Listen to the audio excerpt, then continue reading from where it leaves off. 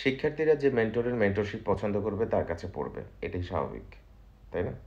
কিন্তু যখন মেন্টর একে অপরকে নিয়ে খোঁচাখুচি করে বা অন্য কোচিংয়ের পেজে গিয়ে কমেন্ট করে, ভালো কমেন্ট না করে বাজে মন্তব্য করে, তাহলে সেটা ডেফিনেটলি খারাপ একটা সিচুয়েশন ক্রিয়েট করে। তো আমার কাছে মনে হচ্ছে টিচারের উচিত নিজের পার্সোনালিটি ধরে রাখা, নিজের ব্যক্তিত্ব ধরে রাখা, নিজের যে বিজনেসটা করছে অথবা যে কোচিংটা সে চালাচ্ছে, সে তারটা নিয়ে পড়ে থাকা।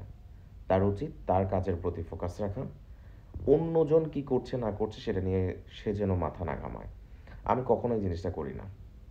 আমার কাছে মনে হচ্ছে এটা খুবই পার্সোনালিটি লেস একটা কাজ। আমি নিজের ব্যক্তিগত অ্যাকাউন্ট থেকে যেমন কোনো কোচিংয়ের পেইজে আমি কমেন্ট করিনি, নিজের ব্যক্তিগত অ্যাকাউন্ট থেকে কোনো কোচিংয়ের টিচারকে নিয়ে আমি মন্তব্য করিনি, বা পেজ থেকে তো দূরের কথা নিজের অ্যাকাউন্ট থেকেও আমি করিনি।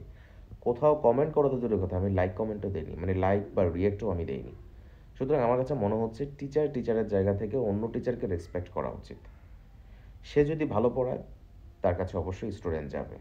আমি যদি ভালো পড়াই আমার কাছেও স্টুডেন্ট আসবে। Definitely depends on the success rate and method of the education বা লার্নিং মেথড যেটাকে বলি। সুতরাং আমাদের মেন্টরদের উচিত, স্পেশালি টিচারদের, আমি মেন্টর বলবো না, কোনো কিছু বলবো না, আমি বলবো টিচার, ঠিক আছে?